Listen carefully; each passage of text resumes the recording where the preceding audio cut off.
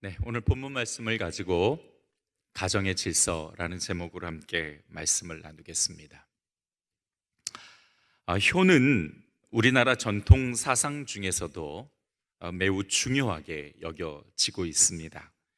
삼국시대의 충효를 위해서 목숨을 바쳤던 화랑의 이야기들이나 또 고려 때에 효를 권장하기 위해 세워진 정표들도 있고요.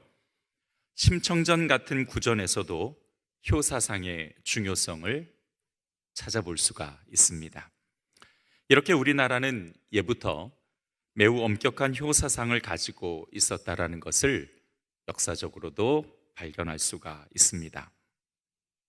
하지만 안타깝게도 요즘은 이 효 사상이 점점 사라지고 있습니다. 여러 가지 이유가 있겠습니다만은 효가 매우 일방적이라고 생각하기 때문이 아닌가, 저는 개인적으로 또 그렇게 생각을 해봅니다. 그러니까 자녀들이 부모를 봉양하거나 공경하는 것, 또 부모를 섬기는 것이라고만 생각하기 때문에 자녀들의 입장에서는 이 효가 어쩌면 부담스럽게 느껴질 수도 있을 것 같다라는 생각이 들었습니다. 물론 이 효라는 단어가 가지고 있는 뜻은 부모를 봉양하고 공경하고 섬기는 것은 맞습니다. 그런데 잘 생각해 보면은 이 효는 결코 일방적이지 않다라는 것을 알 수가 있습니다. 저는 개인적으로 효를 이렇게 정의하고 싶습니다. 효란 건강한 관계 속에서 나타나는 가정의 질서이다. 자, 우리 자막이 떴으니까 우리 함께 좀 읽어보겠습니다. 시작. 효란 건강한 관계 속에서 나타나는 가정의 질서이다. 좀 어렵게 느껴지시나요? 이렇게 한번 생각해 보죠. 효가 무너진 가정을 한번 생각해 보겠습니다. 효가 무너진 가정 중에 건강한 가정이 있습니까? 과연 가족 간의 관계가 깨어지고 질서가 무너진 가정에서 효가 존재할 수 있을까요? 관계가 깨어진 가정, 건강하지 못한 가정에는 결코 효가 존재할 수 없습니다. 반대로 효가 있는 가정에는 부모와 자녀 간의 관계가 돈독하고 인격적이며 또한 평화롭다라는 느낌을 받습니다. 다시 말해서 효가 있다라는 것은 가족 간의 관계가 건강하다라는 뜻이며 그 가정에 화평이 있다는 뜻이기도 합니다. 종종 우리 주위에 혹은 매스컴으로 봐도 인격적으로 심각한 결함을 가진 자녀들을 봅니다. 그런 경우를 보면 100이면 100 모두 부모가 원인이에요. 그리고 부모의 문제는 조부모에게 원인이 있다는 것을 발견하게 됩니다. 왜 그런지 아십니까? 성경에 말씀하신 대로 죄는 3, 4대까지 이어지기 때문입니다. 한 세대를 40년으로 볼 때 내 부모로부터 죄를 물려받으면 나와 내 자식의 자식의 자식의 자식까지 상처와 그 죄로 인한 문제도 물려주게 되는 것입니다. 그것이 가정을 파괴하는 원인이 되는 것이지요. 여러분, 요즘 세상을 보십시오. 점점 더 악해져 갑니다.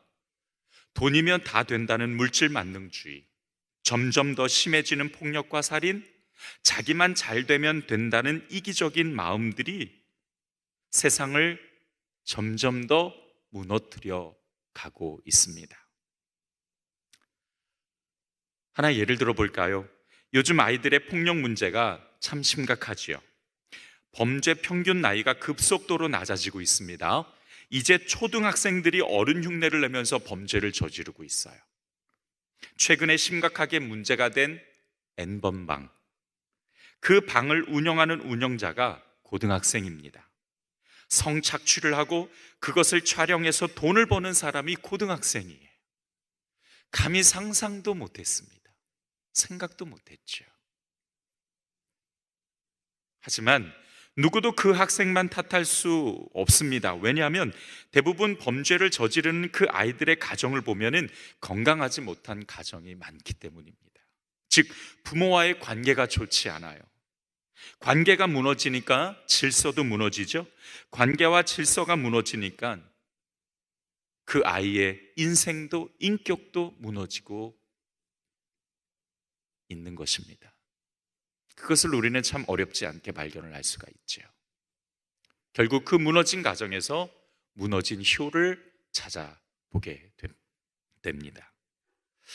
여러분, 이렇게 효는 단순히 사상 문제나 전통 문제가 아닙니다. 이것은 사회와 가정을 건강하고 아름답게 지켜주는 진리예요. 진리란 반드시 존재해야만 하는 것이기 때문에 그것이 사라지게 되면 결국 문제가 생기게 되는 것입니다. 하나님께서 효를 대단히 중요하게 명령하신 것도 바로 이 때문이에요. 세상과 가정을 지키는 방법이기 때문입니다.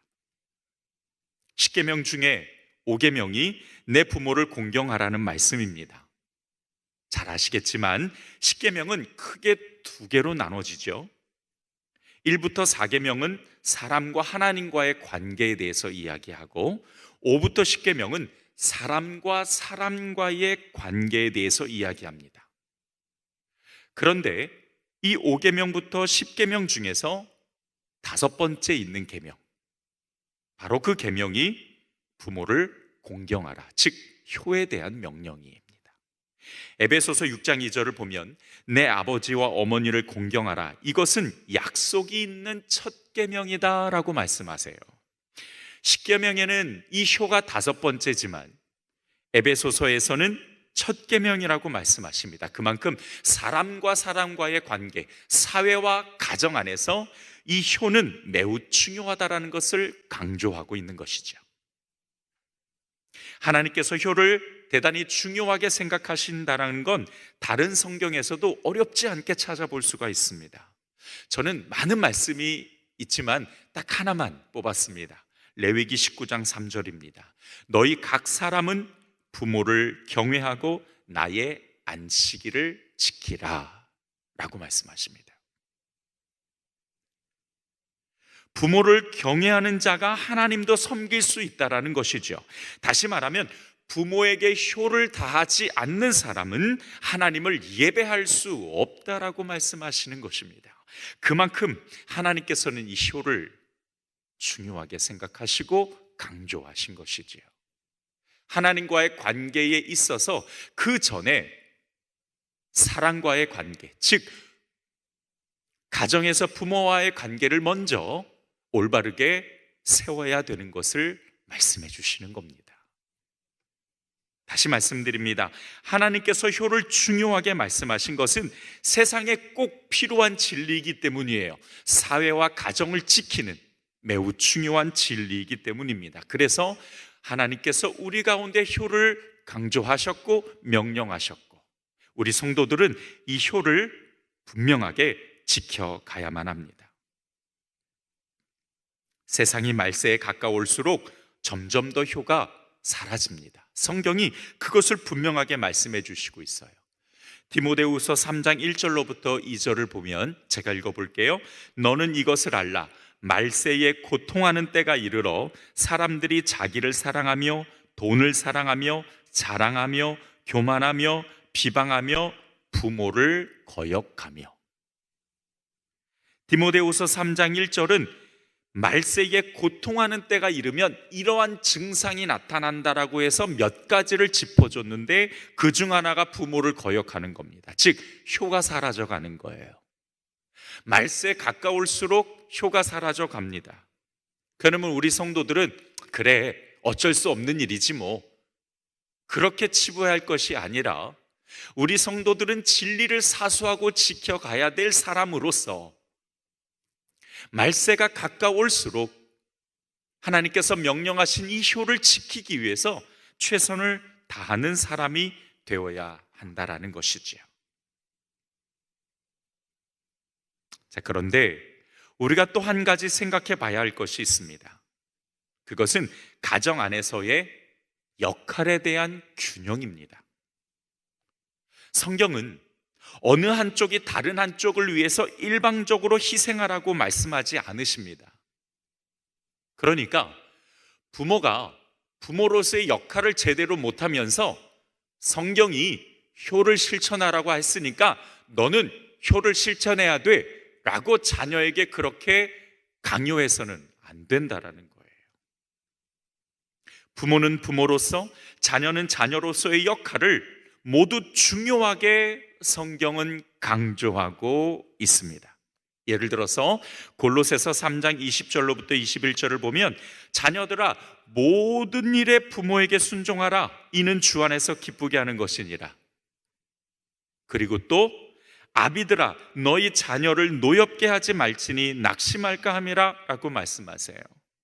자녀들은 부모에게 순종해라. 그리고 부모들은 자녀들을 노엽게 하지 말고 낙심하게 만들지 말아라. 성경은 이렇게 역할의 균형을 분명하게 말씀해 주시고 있습니다. 이것이 바로 가정 안에서의 역할 균형이에요. 어느 한쪽을 위해서 일방적으로 희생되어서는 안 된다는 겁니다. 물론 부부와의 관계도 마찬가지예요. 내가 가장이니까, 내가 남자니까 네가 나한테 맞춰. 안 됩니다. 그거는 성경적인 것이 아니에요.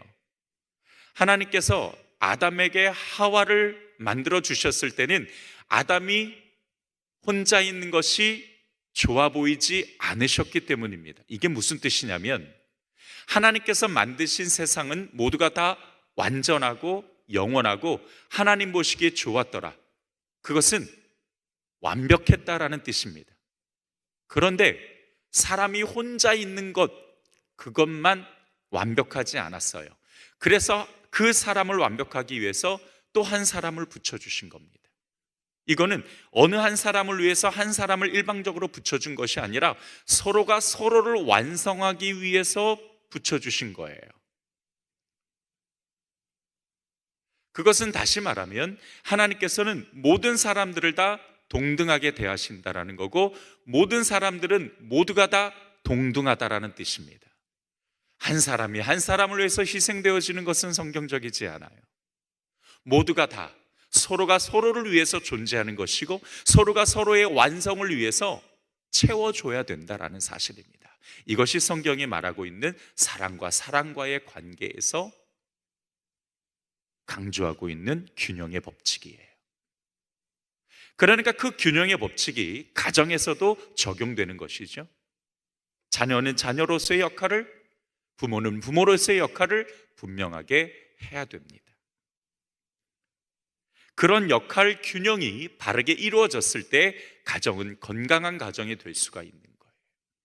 만약에 부모가 부모의 역할을 제대로 못하면서 자녀에게 효를 강조한다면 그것 또한 잘못된 거고, 반대로 부모가 부모로서의 역할을 제대로 하는데도 불구하고 자녀들이 효를 못한다면 그건 역시 잘못된 일입니다. 가정에서도 역할의 균형이 잘 맞춰져야 건강한 관계를 만들어갈 수가 있는 거예요. 죄송하지만 제 아버지 얘기를 좀 해야 될 것 같습니다. 한 가지 이해를 좀 돕기 위해서. 제 아버지는 목사님이십니다. 그런데 참 단단하고 엄격하셨던 분이세요. 사실 저한테는 아버지에 대한 좋은 기억이 별로 없습니다. 딱 하나 있습니다. 제가 군대 제대 후에 다시 음대를 가겠다라고 선언을 한 후에 아버지께서 저에게 오디오를 하나 사주신 것이 매우 기억에 남습니다. 그런데 그거 외에는, 이거 설교 아버지가 들으실 텐데 너무 죄송하지만 별로 좋은 기억은 없어요.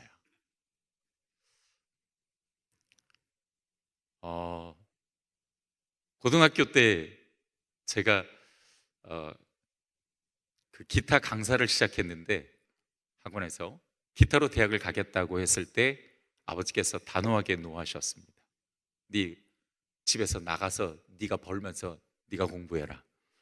그거 어떻게 합니까 고등학생이. 고3 때 음악 선생님의 권유로 성악을 좀 해보겠다고. 네 집 나가서 네가 돈 벌면서 해라. 2번이나 거절당한 후에 저는 제 꿈을 접었어야만 했습니다. 결국 그 꿈을 제가 버리지 못해서 음대를 제 군대 제대 후에 다시 도전을 하고자 했던 것이죠. 그때는 어쩔 수 없이 허락을 해주시더라고요. 그러면서 이제 오디오를 하나 사주셨는데 그게 참 저에게는 좋은 기억에 남습니다. 하지만 그것 외에는 없어요. 아버지가 교회를 개척하시고 목회하기 시작하시면서부터 사실은 더더욱 아버지와의 그 관계에서 기억되어지는 좋은 기억은 없습니다. 참 많이 힘들었던 기억만 있어요. 그래서 저는 어렸을 때부터 아버지랑 참 많이 싸웠습니다. 대들기도 많이 하고 원망도 많이 했어요. 그 원망의 내용을 저한테 썰을 풀어보라고 하면 저는 이틀도 풀어볼 수 있습니다. 그런데 저는 요즘 아버지가 너무 좋습니다. 종종 전화하셔서 미안하다는 말씀도 많이 해주세요. 예전에는 상상도 못했던 사랑한다라는 말씀도 참 자주 해주십니다. 때로는 눈물을 흘리시면서까지 저에 대해서 걱정해 주시고 위로도 해주세요. 제가 찾아가면 안아주시고 칭찬해 주시고 힘내라고 격려도 해주십니다. 부모님이 멀리 계셔서 한번 찾아뵙는 것이 참 쉽지는 않지만 그래도 저는 부모님 뵙는 것이 힘들거나 의무로 느껴지지 않습니다. 부모님을 위해 돈을 쓰는 것, 그분을 공경하는 것이 부담으로 느껴지지 않아요. 제가 부모님을 찾아가면 사랑한다는 말을 듣고 미안한다라는 말을 듣고 또 때로는 안아주시고 친절하게 해주시니까 어떻게든 한 번이라도 더 가려고 노력하지 안 가려고 핑계를 만들지 않습니다. 오히려 핑계를 만들 수 있는 상황에서도 어떻게 하든지 찾아뵈려고 해요. 어머니는 지금 연세가 72이십니다. 어렵게 버신 돈으로 어떻게 하든 아들 도와주시려고 애를 쓰세요. 제 어머니는 저의 신앙의 롤모델이시기도 합니다. 그런 부모님을 뵈러 전북 장수까지 가는 길이 힘들지 않아요. 막힐 때는 14시간도 갑니다.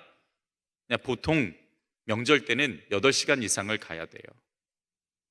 애들 셋 데리고 참 가는 것이 쉽지만은 않습니다. 그런데 정말 한 번도 투덜투덜 대거나 그 길이 그냥 힘들기만 했던 기억이 없습니다. 부모와 자식 간의 관계는 참 묘합니다. 어렸을 때 그렇게 아버지를 원망하면서 힘들어했는데 아버지한테 미안하다라는 그 말을 듣는 순간, 사랑한다는 말을 듣는 그 순간 어렸을 때 받았던 상처와 원망이 눈 녹듯 다 녹습니다. 부모에게 받은 상처, 그 쓴뿌리, 내 안에 있었던 성인아이의 모습이 회복되어지는 것을 경험해요. 혹시 부모의 역할을 제대로 못하셨던 분이 계십니까? 내가 좀 더 잘해줄 걸 그렇게 후회하시는 분이 계신가요? 지금도 늦지 않습니다. 부모와 자식 간의 관계에서 늦는 시간이라는 것은 없어요. 언제나 시간과 공간을 초월하는 것이 부모와 자식 간의 관계입니다. 얼마든지 그 역할의 균형을 맞춰갈 수 있다라고 지금 제가 말씀드리는 겁니다. 자녀와 떨어져서 산다 할지라도 얼마든지 부모와 자식 간에 그 역할 균형을 이뤄갈 수 있다고요. 내가 자녀인데 자녀로서의 역할을 잘 못한 것 같으면 지금도 얼마든지 할 수 있는 겁니다. 자녀들도 그렇습니다. 부모가 원망스럽게 상처를 주었다고 해도 그것에 너무 연연할 필요 없어요. 진실함으로 용서하고 다가가려고 노력하면 관계는 충분히 회복될 수 있는 기회가 있습니다. 설사 너무 원망스러워서 나는 절대로 노력할 수 없다라고 말해도 괜찮습니다. 포기만 하지 마세요.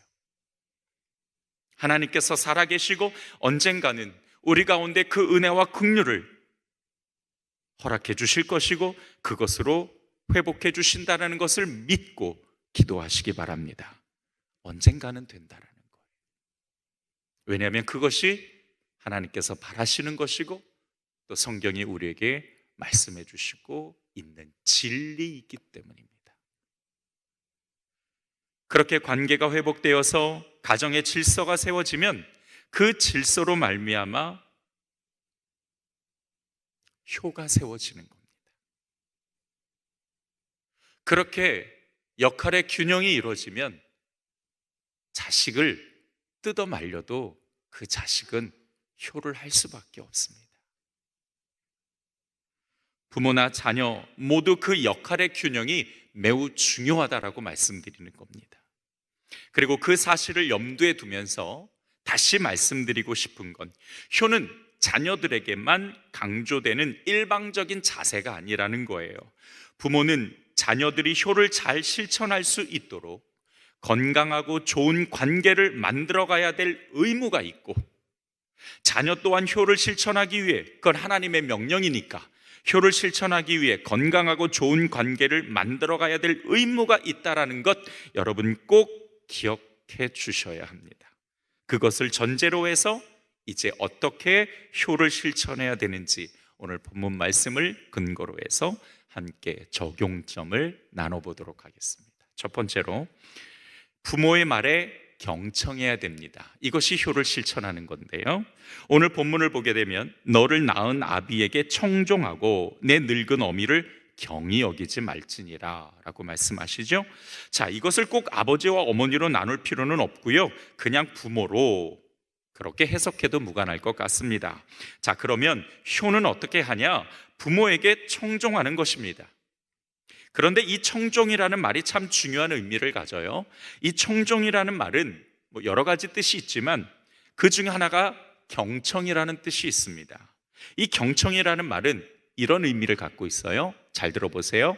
순종하기 위해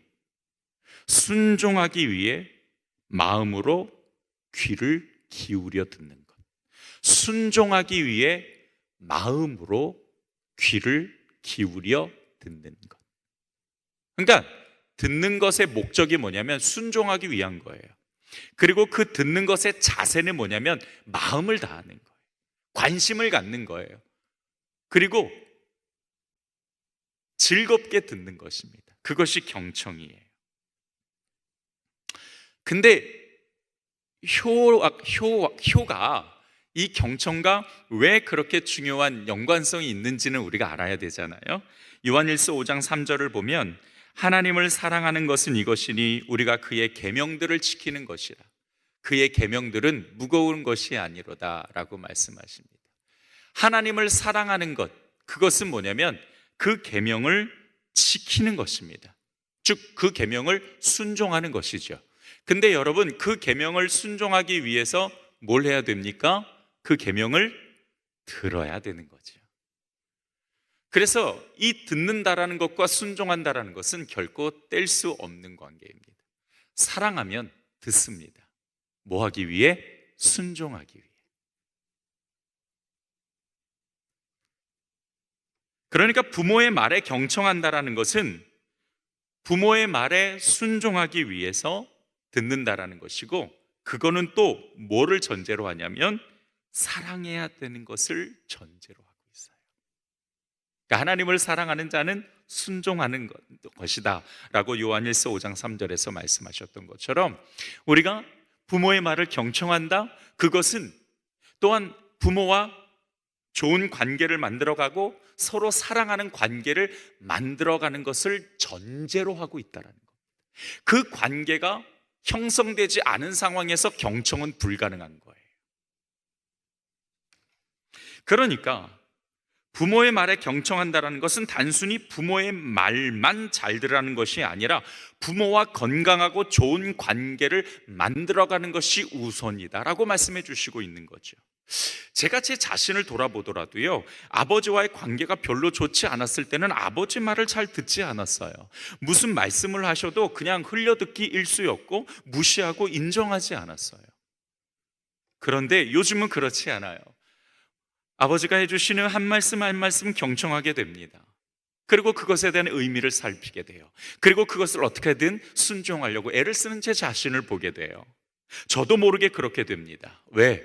관계가 회복되어지고 사랑이 회복되어지니까 경청이 가능해지더라는 거지요. 반대로 경청하라라는 이 말은 그 안에 그 관계를 먼저 회복하고 사랑하는 관계를 만들어야 되는 것을 전제로 하고 있다는 것을 다시 한번 강조합니다.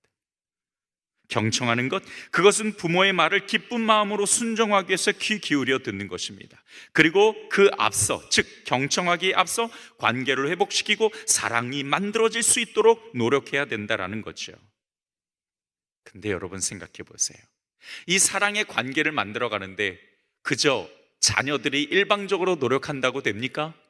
부모들은 아무것도 안 해도 되는 거예요? 아니죠. 아니지요. 같이 만들어 가야 되는 것입니다. 그래서 효는 자녀에게만 주시는 명령이 아니라 부모들도 함께 만들어 가야 될 진리가 되는 겁니다. 자, 한 가지 더 중요한 사실이 있어요. 뭐냐면 자녀들뿐만 아니라 부모들도 자녀들의 말에 경청을 해야 된다는 겁니다. 사실은 이겁니다. 자신은 경청하지 않으면서 자녀들에게만 경청하라고 요구하는 것, 그것은 성경적이지 않아요. 여러분, 예수님께서는요, 섬김을 받으려면 뭐 해라? 섬겨라. 좋은 말을 들으려면 뭐 해라? 좋은 말을 해라. 이게 예수님께서 가르쳐 주신 법칙이에요. 이게 성경적 법칙이에요. 부모들도 마찬가지입니다. 효를 받으려면 내가 내 자녀와의 관계를 옳게 만들어야 돼요. 그러니까 내가 경청을 들으려면 내 자녀의 말에 나 또한 경청해 주어야 됩니다. 자녀들의 부탁이나 권면에 자존심을 버리고 듣고 합리적인 것은 고치도록 노력하는 사람이 되어야 한다. 그런데 우리 아버지들이 이게 잘 안 되죠. 자꾸 저와 눈 마주치는 것을 피하시는 분들이 계신데, 자, 그러지 마시고 저를 비롯해서 우리 모든 아버지들은요, 오늘 말씀을 통해서 좀 각성하고 좀 우리가 좀 이렇게 좀 고개도 좀 끄덕여 가면서 좀 받아들이셔야 돼요. 받아들이셔야 돼. 그래도 아멘을 안 하시지만 그건 꼭 하셔야 됩니다. 아멘. 우리 아버지들이 많이 실수하는 것 하나가 뭐냐면 노력을 하기는 하는데 일방적으로 노력하는 거예요. 무슨 뜻이냐면 자녀가 원하는 모습대로 노력을 해야 되는데 그냥 그저 나름대로 추측하고 생각해서 나름대로 노력하는 것이 문제입니다. 그래서 채널이 안 맞아요. 그러니까 노력을 해도 자녀 입장에서는 뭐? 아빠가 노력을 한다고? 에이, 뭐 아무것도 변한 게 없는데 이렇게 평가를 할 수도 있는 거죠. 아무리 노력해도 노력의 성과가 없다라고 한다면 그거는 채널이 안 맞는 겁니다. 잘못된 거예요. 그러면서 이렇게 생각하죠. 아, 나는 노력하는데 자식들이 노력을 안 해. 아닙니다, 여러분. 노력은 서로 채널이 맞아야 돼요. 그래야 성과가 나타납니다. 서로가 원하는 것이 무엇인지 분명하게 알아야 돼요. 그리고 서로가 맞춰서 노력해야 된다는 거죠. 저는 제 자녀들에게 종종 저 자신을 평가받기 위해서 질문을 던집니다. 때로는 아빠 몇 점이야? 때로는 아빠 요즘 변하고 있는 것 같아? 그러니까 좀 더 좋아지는 것 같아? 이런 평가를 아이들에게 질문을 던지고 받아요. 근데 왜 그러냐면 나의 노력이 아이들이 요구하는 채널에 맞추기 위해서입니다. 그래서 저는 아이들에게도 그렇게 질문을 하죠. 아빠가 어떤 것을 노력해야 된다고 생각하냐? 아빠가 어떤 부분이 좀 더 성숙해져야 된다고 생각하냐? 그러면 아이들이 이야기를 해요. 근데 이 질문을 관계가 좋을 때만 하는 것이 아니라 때로는 제 딸에게 혼을 내면서도 그 질문을 던집니다. 왜냐하면 딸이 혼나면 엄청 서운하잖아요. 그러니까 그 서운한 기회를 타서 이야기할 거 다 하라고 그 질문을 던져요. 그러면 이야기합니다. 아빠는 말 속에 이런 부분들은 너무 잘못된 것 같아. 난 그 말에 상처를 받아. 그 말은 안 했으면 좋겠어. 아빠가 이렇게 했으면 좋겠어. 라고 요구를 받죠. 그러면 그 받은 요구를 가지고 노력을 해야지. 자녀가 무엇을 원하는지 모르고 그냥 나름대로 일방적으로 노력하면서 노력한다? 그리고 나는 노력하니까 너도 노력해야 된다? 너는 왜 노력 안 하냐? 이렇게 얘기해서는 안 된다. 반드시 노력은 채널이 맞춰줘야만 합니다.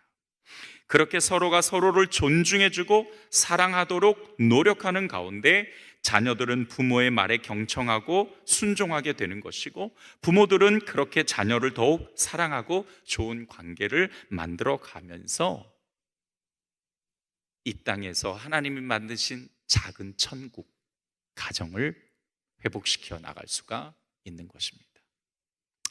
자, 다시 정리하면 이렇습니다. 자녀들이 효를 실천하는 첫 번째 대목은 뭐냐면 부모에게 경청하라는 거예요. 그런데 그 경청이라는 것은 그냥 단순히 듣는 것을 이야기하는 것이 아니라 순종하기 위해서 마음을 다해 기쁨으로 듣는 것입니다. 그런데 요한일서의 말씀을 근거로 해서 결국 듣고 순종하는 것은 사랑해야만 가능하다는 거죠. 그러니까 경청하기에 앞서 그 관계를 온전하게 만들고 사랑하는 관계를 만드는 노력이 분명히 있어야 된다는 사실입니다. 그거는 자녀들만 일방적으로 한다고 되는 것이 아니에요. 부모들도 해야 됩니다. 부모들도 자녀의 말에 경청해 줘야 돼요. 그리고 자녀들을 더 많이 사랑하고 자녀들과 관계를 더 잘 만들어 갈 수 있도록 채널을 맞춰서 노력을 하셔야 된다는 것입니다. 그리고 결국 경청은 서로가 함께 만들어 가야 될 효다라는 것을 성경이 말씀해 주시고 있습니다. 마지막 두 번째로 부모를 존중하는 것이 효를 실천하는 것입니다. 오늘 본문을 보면 늙은 어미를 경히 여기지 말라고 말씀하시죠. 경히 여긴다라는 이 말은 무례하게 대하거나 얕보거나 무시하지 말라는 겁니다. 반대로 그것은 경히 여기지 말라는 이 말씀은 결국 존중하라는 뜻이에요. 존중한다라는 이 말은 무슨 뜻이냐면, 따라서 합시다. 최고의 가치로 여기다. 최고라고 인정해 주는 것, 그것이 존중이에요. 자, 그런데 오늘 말씀을 보면은요, 그냥 어미라고 하지 않고 늙은 어미라고 말씀하세요.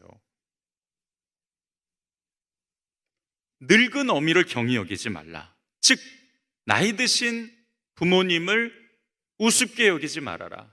반대로 존중해야 된다라고 말씀하시잖아요. 왜 늙은 어미라고 표현하셨을까? 늙었다라는 것은 그냥 단순히 나이를 많이 먹었다라는 뜻이 아닙니다.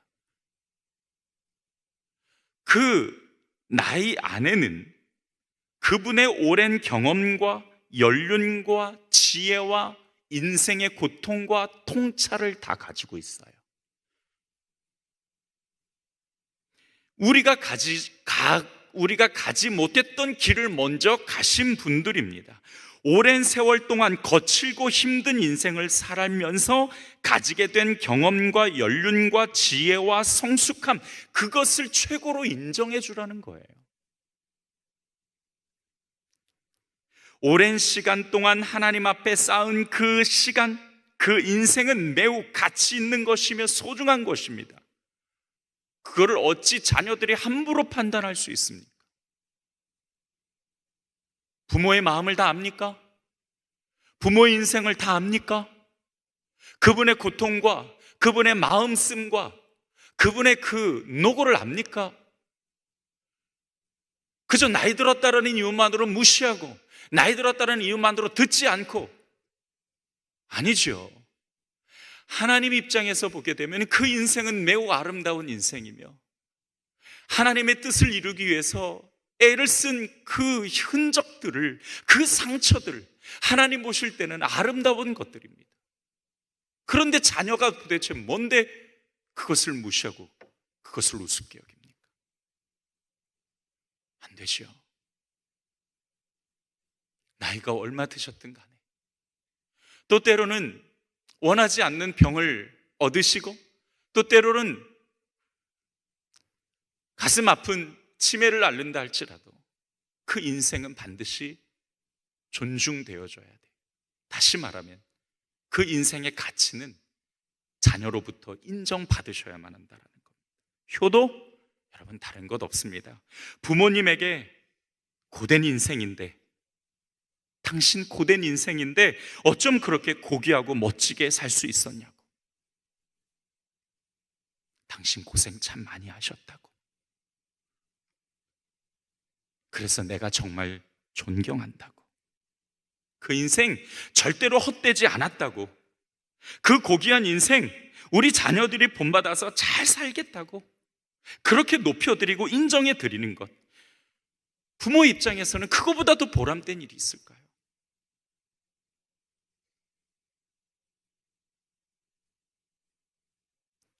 그렇게 인정해 드려본 적 있으십니까? 저희 아버지는 저한테 그런 좀 얘기를 많이 하세요. 나는 실패했어. 나는 실패했어. 근데 저는 그 말을 들을 때마다 너무 마음이 아파요. 당신 목회가 실패라니요. 적어도 자녀들은 이렇게 하나님 앞에 사역자로 서고, 또 당신 부모님들이니까 당신들이 온 힘을 다해서 섬겼던 그 성도들이 남겨져 있고 교회가 세워져 있고 하나님의 뜻을 이뤄가는데 왜 실패입니까? 왜 실패입니까? 아닙니다. 아버지 성공하셨어요. 아버지 잘하셨어요. 수고하셨어요.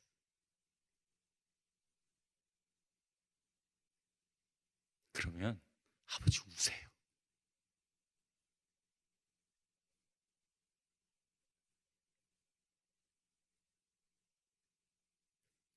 아들한테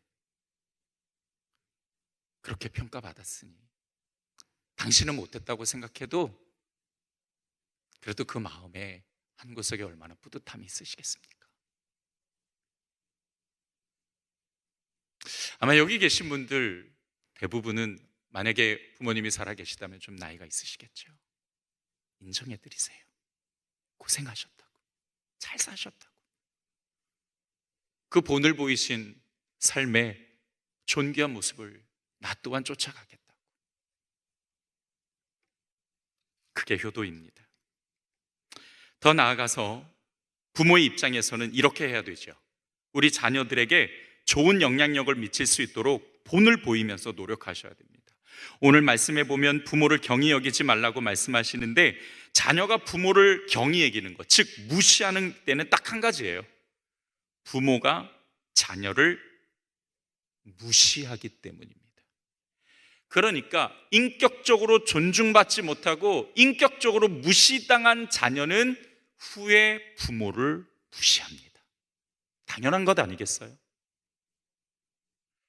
내 자녀에게 무시당하지 않으려면, 경히 여김을 받지 않으려면 내 자녀 인격적으로 존중해 줘야 됩니다. 그리고 인격적으로 대해 주어야 돼요. 그리고 좋은 영향력을 끼칠 수 있도록 본을 보이고 노력해야 된다는 것이죠. 그것이 우선이라는 겁니다. 그거 먼저 하셔야 된다는 거예요. 그것부터 하면 자녀들은 부모를 무시하지 않아요. 그렇게 자녀와 부모가 서로 노력한다면 좋은 열매를 맺는 화목한 가정이 될 수 있는 거지요. 효도가 살아나는 가정이 될 수 있습니다. 말씀을 정리하겠습니다. 효는 가정의 질서를 지키는 가장 큰 기초입니다. 그러나 성경에서 말씀하시는 효는 자녀가 부모에게만 그저 일방적으로 요구되어지는 행동이 아니라 가족 구성원 모두가 함께 노력해야 된다는 것을 말씀해 주시고 있어요. 자녀는 부모님에게 경청하고 부모님의 인생을 최고의 가치로 인정해 주며, 더 나아가 부모는 자녀들과 좋은 관계를 맺기 위해 노력하고 자녀들의 인격을 존중해주고 서로가 그렇게 함께 사랑하는 관계를 만들어가려고 하는 것, 그것이 가족 모두가 실천해야 될 효사상입니다. 하나님과 함께하는 가정, 복된 가정이 되기를 주님의 이름으로 축복합니다. 이 시간 우리 함께 잠시 기도했으면 좋겠는데요, 우리 부모님을 생각하고 내 자녀를 생각하면서 또 자녀의 입장에서 또 우리 부모님을 생각하고 내가 효를 어떻게 실천해야 될지 두 가지를 말씀해 주셨잖아요. 이것을 우리가 실천해 가고 더 좋은 관계, 정말 지금 갈등이 있고 깨어진 관계가 있다면 그 관계를 하나님 회복시켜 주시고 나 또한 그렇게 말씀을 붙잡고 노력하겠습니다. 우리 함께 주여 한번 외치시고 통성으로 기도하겠습니다.